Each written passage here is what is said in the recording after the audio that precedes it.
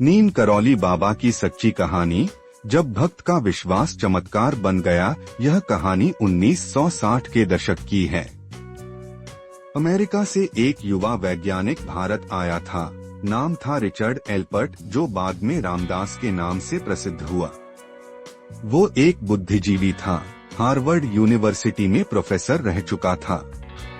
लेकिन जीवन में कुछ खालीपन था जो विज्ञान से नहीं भर पा रहा था। उसे लगा भारत में अध्यात्म में कुछ ऐसा है जो उसके प्रश्नों का उत्तर दे सकता है।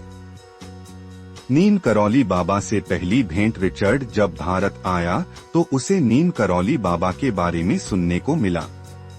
पहले तो उसे विश्वास नहीं हुआ कि कोई संत किसी के बारे में बिना पूछे सब जान सकता है।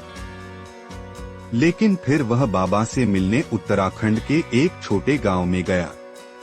बाबा उसे देखकर मुस्कुराए और बोले, तुम्हारी माँ की मृत्यु हुई है और वो तुम्हें बहुत याद कर रही थी। रिचर्ड स्तब्ध रह गया।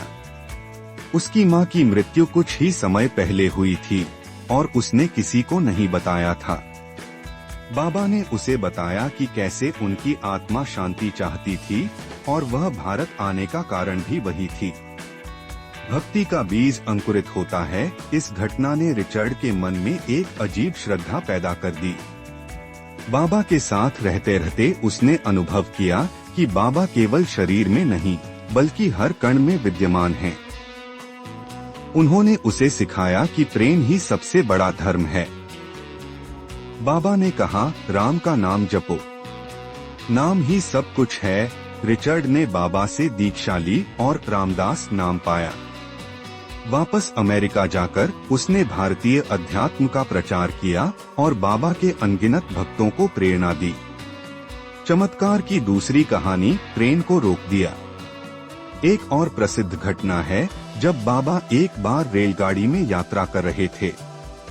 एक स्टेशन पर उतर गए और बैठ गए। ट्रेन चलने लगी लेकिन कुछ ही दूरी पर जाकर रुक गई।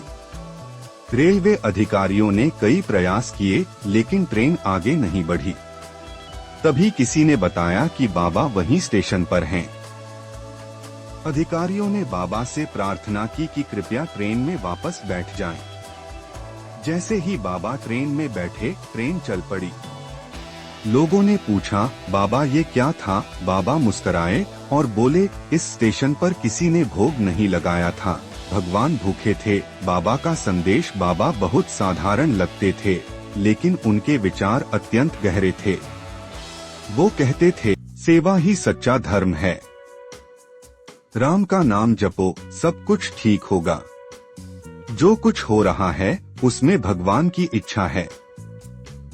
नीम करौली बाबा आज भी करोड़ों लोगों के जीवन में मार्गदर्शन की रोशनी हैं।